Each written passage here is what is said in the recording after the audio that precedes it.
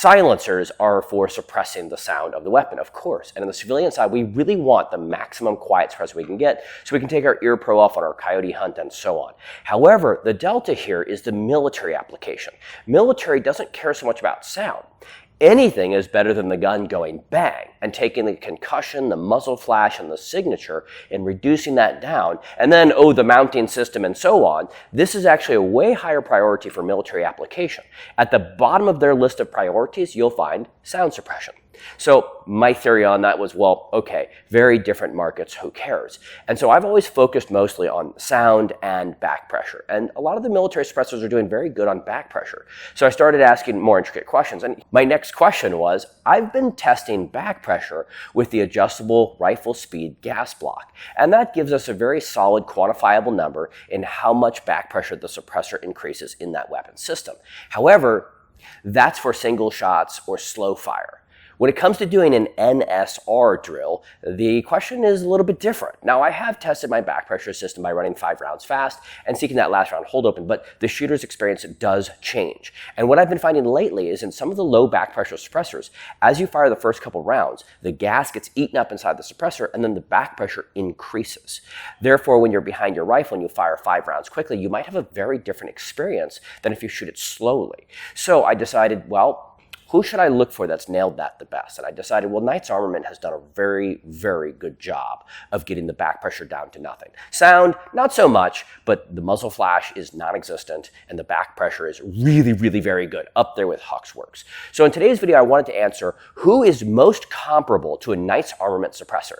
Many of us don't want to spend $1,600, $1,800, whatever the heck those things cost, and we would like to find something that's similar enough, achieves the same goal, maybe doesn't sound the best, but you're wearing hearing protection anyways. And here's another really weird thing I've learned and shared with a lot of manufacturers. Gas guns have port pop. There's a lot of gas coming out the ass end of that weapon towards the shooter. So if you have a PTR Vent 1, the quietest suppressor you can get, and you have a K silencer, does the shooter know the difference? Yeah, a little bit. On a sealed bolt action, a lot of it. But on a gas gun, the difference becomes less and less. So chasing maximum sound suppression on a gas gun is a debatable concern. If you say, well, why do you always recommend a PTR Vent 1 then, Rob? Easy. If you're going to put it on a lot of different hosts, then the PTR Vent 1 is very, very quiet. On a semi-auto, you'll notice it's quiet. You won't notice exactly how quiet it is until you take 3 steps away from the firearm or put it on a sealed system like a bolt-action weapon. Then you really get to reap the rewards. So now, instead of focusing on the dual silencer, the best of all categories, in this video I want to focus on one category alone, and that is in high-intensity training, which suppressor would pair best on your weapon. In other words, let's look at military-style application of training where you go through your full 6 mags of combat load in a single range. And let's see if that gasses out the operator. Let's see what kind of adverse effects. So how I'll be testing this is by running a 5-shot drill where I shoot as quickly as I can, looking for the experience of the shooter, gas-wise, tearing up, gas in the face-wise, with some of the best suppressors on the market today. Now, the reason I chose these suppressors is because they were designed for heavy application, like military-type use. Do they sound the best? No, not really, but they perform really very well under particular circumstances like SOCOM tables and heavy abuse. That's why I chose them. In addition to that, there's only one titanium silencer on the table behind me, and that is because I'm going to be testing them on very short weapons. In other words, I'm looking for the worst case scenario for that operator situation. The shorter the barrel, the greater the suppressor has an impact on that operating system. So let's break down the weapons I chose. For my short weapons platforms, I chose these two. This is the CMMG Descent 5.56. This is a 6.5-inch barrel. It's a very, very short gun. Thank you, CMMG, for providing it. Now I've got, this is kind of a hybrid gun. I put a different lower on it so that I could get the upper because I've got several different lowers and several different uppers. I built this one specifically for this video. And this is a piston version of a very similar type weapon. However, this is 7.75 inches, and it's basically a SIG rattler. So I've got a piston version of a 7.5 and some change, 7.75 inch, and I've got a CMMG direct gas on a 6.5 inch. Next, I have two 11.5 inch guns. This is VKTR's piston system, which is new to me, and so far I'm very impressed with this weapon. Special thanks to VKTR for providing it. Now I have its twin. This is a complete Geisley gun. This is 11.5, and so I've got got direct gas and piston. Finally, I've got a Colt 6940 SBR. We have a 10.3-inch barrel, a slightly shorter version, and of course, I've got that A2 style gas block. This is the updated one that folds because it's a 6940 variant. Now, this is going to give me a lot of gas to the face, being the mid-size tester for the super shorts, the 11.5 commons, and then kind of that, well, I want to mark 18, 10.3. This is going to give me that platform so I can run through all the suppressors and find out which one performs the best from the shooter's perspective. All right, guys, if you like this content, make sure you like, comment, subscribe. It really goes a long way for the channel. All the little comments you guys have been making for me really do help. I super appreciate it. Let's get into it. Okay, to kick this video off, we've got the VKTR. I've got the hub adapter on the end with no suppressor, just to establish a baseline. Of course, no gas in the face. There's still some gas floating in the air by my face. So it's a very stagnant day. We just had a lot of rain. I'm at a semi-enclosed facility. This is not a mistake. And I can feel that there's that gas kind of lingered by my face. If I hold my breath, okay, it wasn't so bad. There's no choke up. There's no, man, that hurt. It was a very pleasant experience. But the gas did hover for just a second. A slight breeze would have made that a lot better. A little bit more gas that time. Still very pleasant. I could feel it again hovering right here with no breeze.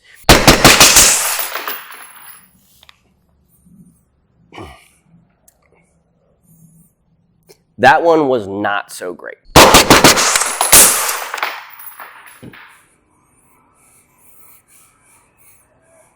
No gas whatsoever.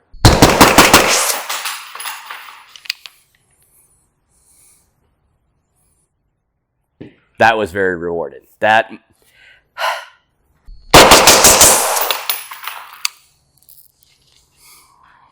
Yeah, the gas is kind of lingered. I could see the gas float. I didn't get any in my eyes. Okay, the Otter Creek Labs Infinity Suppressor. I've got the vented 30 caliber cap on the end.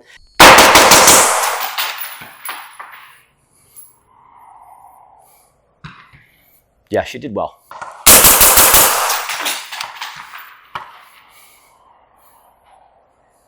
No gas whatsoever. A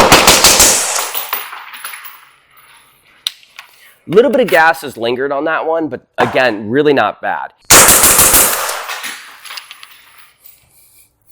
That's incredibly rewarding. That doesn't feel like a gun. It doesn't sound like a gun. It just kind of floats in the hands while you're firing it. This is a really very impressive suppressor. No gas. No gas. No gas. Didn't do good.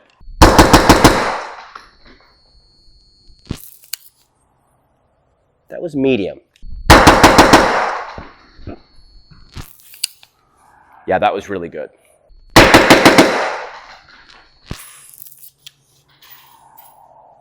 Really good. Really good. Up there with the best of them. That was surprising. Alrighty, well, I was off camera just a minute ago. I made the executive decision that I want to save the ammo and I want to save the cancer. And instead, I'm just going to do the better performers as I move down this test. And maybe I'll start kind of weaning some of the poor performers off. And then maybe I'll have a king of the hill. Okie dokie, we've got the Geisley 11.5 inch. We're starting with the Centurion being one of the better performers. See how she does.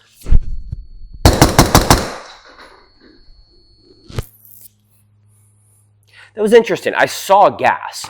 I could see kind of a white cloud take place in front of my face between kind of the right side of the weapon as I was shooting. Maybe that was out the muzzle. I'm not sure, but I didn't feel any gas. I caught a little bit on my forearm, feeling the pressure come off, but that was a very pleasant experience, surprisingly pleasant experience. Let's switch cans.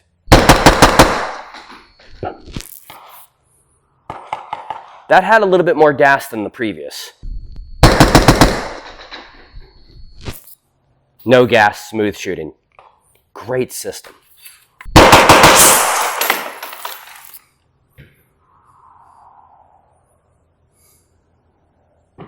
It did medium good. I would say that the Huxworks did outperform it.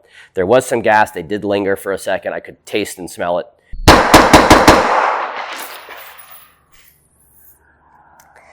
Well, the RC3 is out of the run. Really good performer. Looks like I'm down to 4.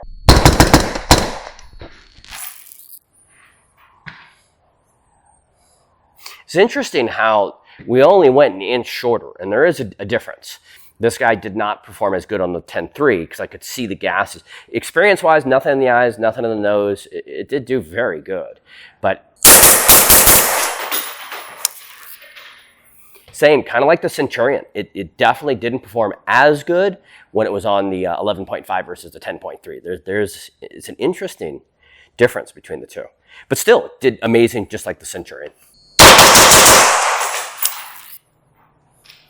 It did better. Yeah, kind of oddly as predicted. It did better. On the 11.5, it did okay. It squeaked. It made the cut to the next rung. But this was like, it did good. I let a 6th round slip. That was great. That was up there with the best. Uh-oh, we have a malfunction. Okay, well, Rattler's not working. On to the next. This should be kind of where rubber meets road with our last remaining 4 silencers to see who shines.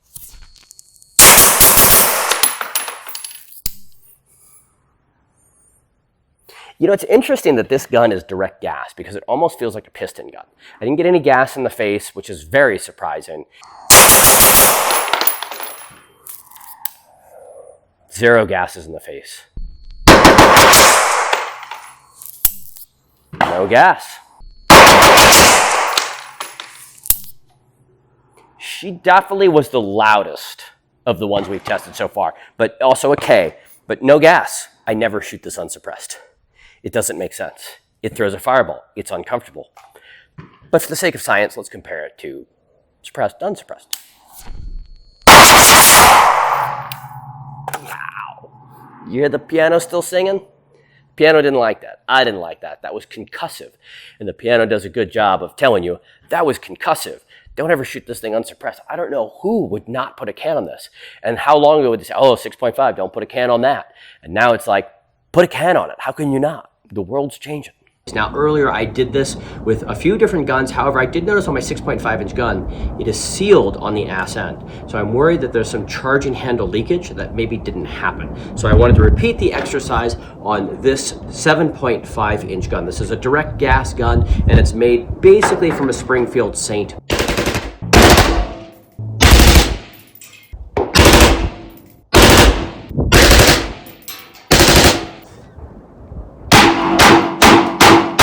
Hey. 0 gas, just like in the last experiment. Again, 0 gas to the face. Just a hair of gas, maybe, but it was a very minute amount. And again, just a hair of gas that time. That was probably the worst of them. And I was surprised. For me, this was very educational. Starting off with all of the suppressors that I have and saying, look, a lot of these are low back pressure and all the different ways that I've measured back pressure, something I have not done with rapid engagements. Now, what is an NSR? Just to cover that real quick, it stands for non-standard response. So it's used in military and law enforcement style training that when you have someone who's very large, on drugs, wearing body armor, you might decide not to do the standard response, which is 2 rounds to the upper thoracic region, and instead to place 5 rounds in the chest. Now, somebody might say an NSR is 8 rounds. You can debate over the total round count. I like 5 rounds, some call it 7, blah, blah, blah. And in the end, I have these 4 finalists, let's call them. It was interesting to see guys work their way out as we moved up the pyramid, but in the end, on a 6.5 inch gun and not gassing me at all is more than impressive in my opinion. I did not expect to find those kind of results. I was thinking we would say, well, it's gassy, but it's not that bad. But to say no gas in the face, that's crazy. For a lefty on a 6.5 inch gun, in other words, if I was going to attend someone else's carbine course, one of these 4 silencers would be what I would show up with. Regardless of the barrel length, these performed really best in everything, with the exception of, it's a little harder to tell the longer the barrel gets, but on the shorter systems, obviously, these guys really shine. So I wanted to touch on each one of them for just a moment. So obviously, Huxworks, they're the ones who pioneered the flow-through low back pressure concept, and it's no surprise that they did really very well. I excluded the remainder of the Huxworks suppressors as I moved forward with the experiment, just because they all kind of perform the same. The older the technology, the not quite as good they perform. And this is more the newest of them. So I decided to kind of keep rolling with it to give the best representation of HuxWorks. It's lightweight and it actually really does sound good. I've always said HuxWorks is great for low back pressure, but no silencer also has no back pressure. So why not just do that? Because they're not quiet like at all. But the Flow 556 really turned the tides on that. It does sound good. I mean, up there with some of the best of them. It sounds good. And it's low back pressure. So I have a lot of good things to say about the HuxWorks, especially as titanium now. Now, the Centurion. Centurion is a great company. I'm very impressed with what they're doing in their firearms and really more impressed with what they're doing with silencers. I've got a Mark 12 from them that I think is just the cat's meow. All you clone guys are going to hate me because I traded out some parts on my Mark 12 to make it more up-to-date and less clone or retro correct. Yeah, I'm a GWatt guy, so I still have my nostalgia, but I gotta have my AMI parts. But I love the Mark 12, great gun, but the Centurion suppressors really do impress the snot out of me. The low back pressure, the belt fed abilities, I mean, I'm really very impressed. And the titanium one lives on my Coyote gun. I love taking that thing out because with a 20-inch barrel and that suppressor hanging off the end, if it's heavy, you're gonna know about the whole hunt. So to have it so stupid light and have it sound so good with almost no back pressure. Of course, I've never done this experiment. Now I have more merit in that suppressor. Again, I'm really very impressed with the Centurion suppressors. I like the titanium one a little bit more for my application, but if I was to attend a course, I would not be using a titanium silencer. I would want just the maximum durability. So the Inconel one would be what I would take. All right, moving on. The Knights Armament, I think a lot of people are going to kind of scoff at me when I say the Knights Armament did well. And rightfully so. Knights Armament is made for military type applications and military contracts. So what they're chasing isn't really the civilian market. In fact, it's kind of hard to find Knights Armament gear online. I know there's like a cult following for it because it's so hard to get their equipment. And in the end, they were kind enough to give me a very big discount on this when I started the channel. And once I played with it, I was kind of like, yeah, it's cool. I'm glad I have it for the channel's purpose, but I just don't love it. And now that I've spent more time with it and I'm running more of these exercises, I'm coming much more around to appreciate what they're doing and why they're doing it. So I dig this can. I think it's like $1,900. So for a lot of people, spending over $2,000 for your can, I can appreciate why that turns off a lot of people. And it's not terribly quiet, so for the civilian market, they're not really chasing that. But it did do really very good in this, obviously. Finally, the Velos. The Velos 556K. The Velos line has impressed me for a long time. I think, Silencer Code really didn't nail low back pressure until they stepped into the Velos, the very low back pressure concept. And they killed it. And I think I've got many videos where I'm describing how much I appreciate these silencers. As time progresses, I'm falling out of love with them. I want a titanium one. I was hoping at SHOT Show beginning of this year, they were going to say, hey, Rob, here's a titanium version of the can you love. I was hoping that was going to happen, and it didn't. Maybe they consider that in the future. That'd be great. But I'm falling back in love with it after seeing how it performed on this test. It did incredible. And probably it's one of the most affordable on the table. I don't remember the price point on each one of these, but I mean, overall, it's a great suppressor. Now remember, another thing to consider here is your mounting solution. If you're an ASR guy like I am, the silencer is perfect. If you say, well, I don't mind proprietary, okay, these two are both proprietary. Knights Armament, I think their muzzle devices are like $200, $300. So it's very expensive. Again, everything Knights Armament is kind of expensive. And then HuxWorks, as you already know, is a proprietary mount, proprietary muzzle device. So you kind of have to take with what you please. But if you say I'm a hub guy, this is the only hub on the table, the Centurion. And if you're a hub guy and you say, well, I'm pinned and welded on this and that, this allows you to do anything it is you want to do. So in the end, each one of these silencers really falls into their own individual categories. Even though there was no gaming going on here, I just ran them and told you my results. But almost like I gamed it with, here's an ASR type from Silencer Co. There's a lot of guys who didn't make the cut. And I'm really surprised B&T didn't make the cut. They have such great suppressors, and I feel like they would be most designed for this application. They did good, but they just didn't make that final cut, which is impressive, which is odd to me. Anyways, Knights Armament, very expensive. The Centurion, constantly impressive, and hub. No surprise on the HuxWorks. Guys, if you haven't already, make sure you like, comment, subscribe. If you're looking at buying some toys, check out East Valley Tactical. He's done a lot to support the channel. If you're going to buy a silencer anyways, consider buying from him. He's really helped me out with getting this channel going and keeping things constantly flowing to you guys. As always, it's a lot of work to make these videos, but I appreciate the work you guys are doing by watching these videos, letting these videos play all the way through, checking out some of our other content, and then throwing a like and a subscribe. That really does go a very long way. Until the next one, guys, stay safe, and we'll see you in the comments.